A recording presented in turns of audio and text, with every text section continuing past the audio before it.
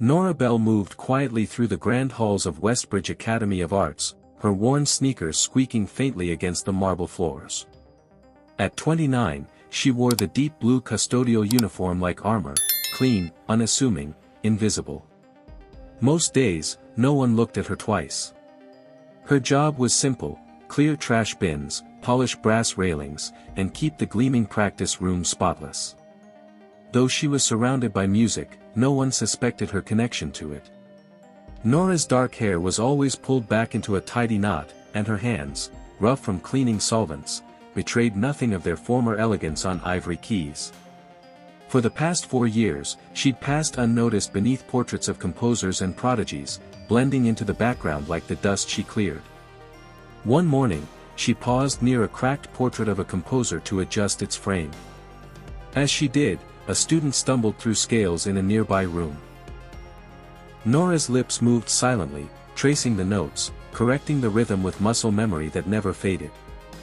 But when she softly offered advice to the frustrated child, it wasn't met with gratitude. Ms. Langford, the Academy's star piano instructor, overheard, and made sure Nora remembered her place. The evening of the annual gala at Westbridge Academy of Arts began in a flurry of activity. Nora Bell moved through the reception hall, straightening programs on the registration desk and polishing the brass chandelier fixtures. Suddenly, Ms. Langford stormed in, phone pressed to her ear, face pale.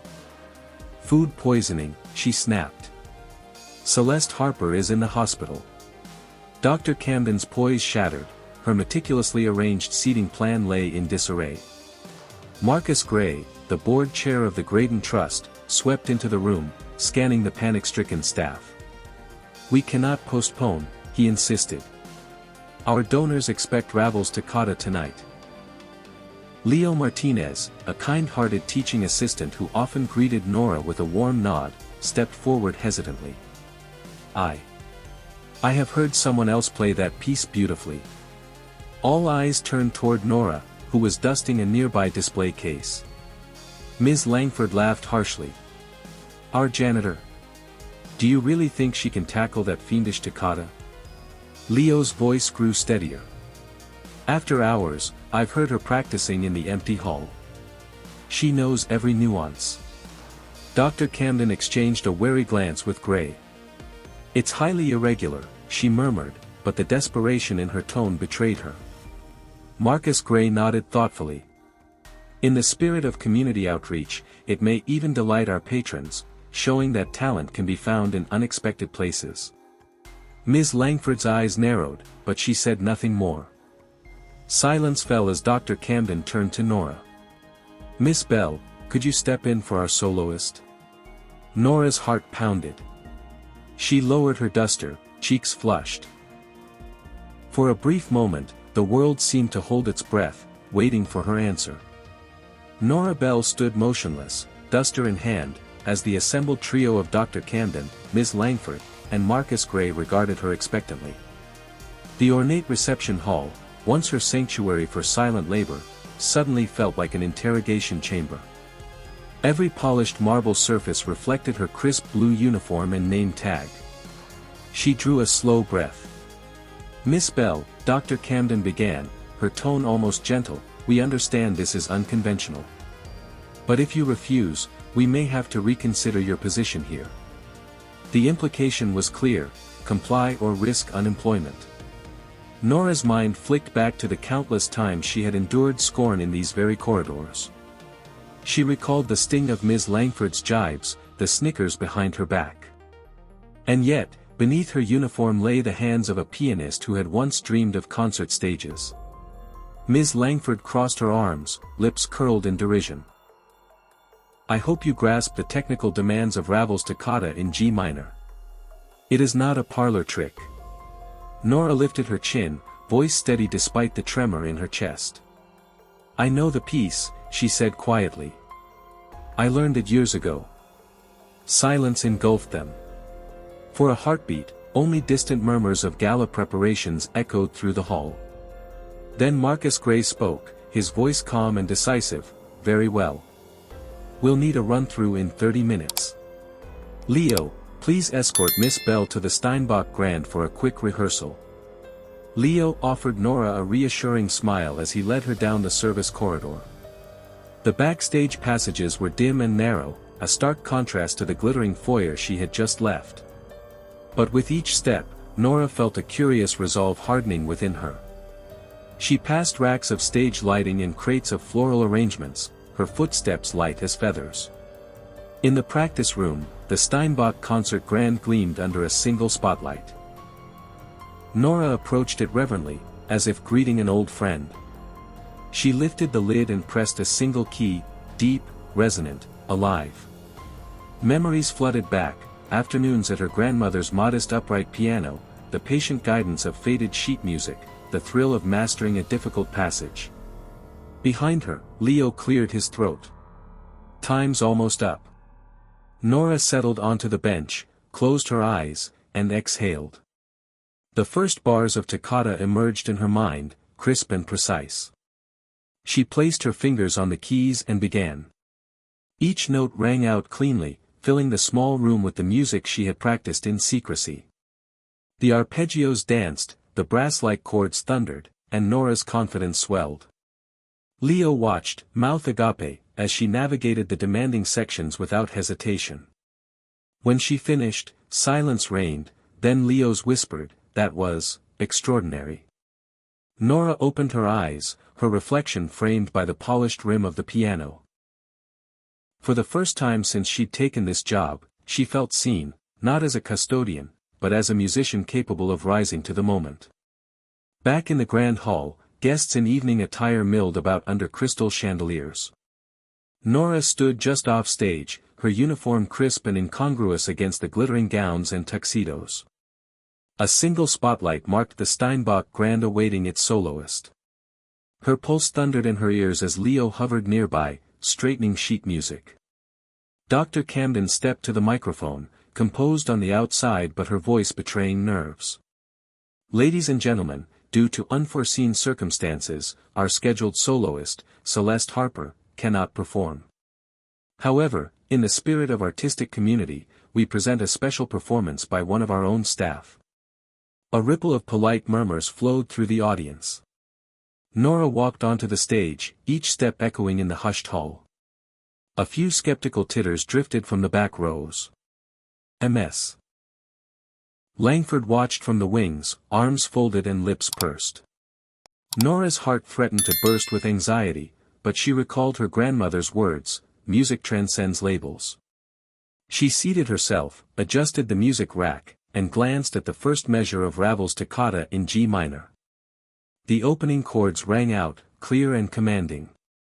Instantly, the laughter faded, listeners leaned forward, curiosity sparking their gaze.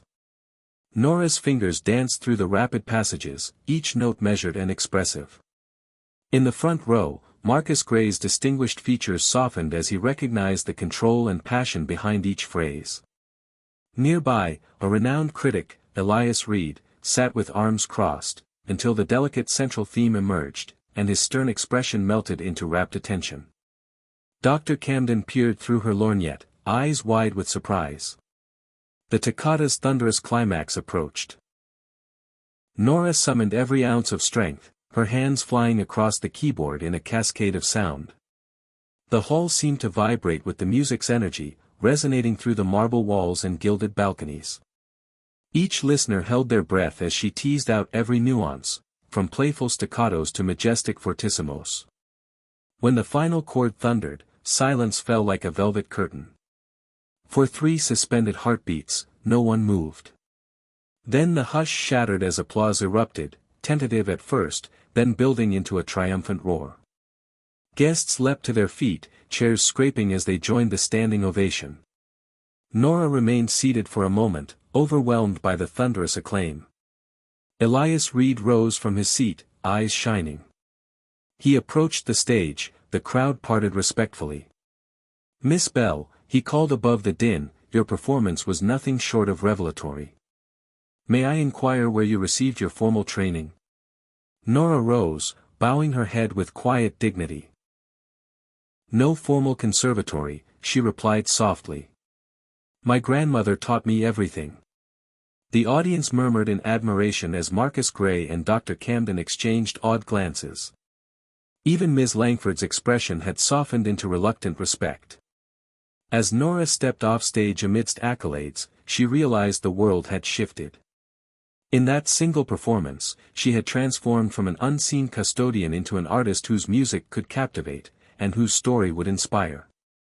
In the aftermath of her breathtaking debut, Nora Bell found herself at the center of an adoring crowd.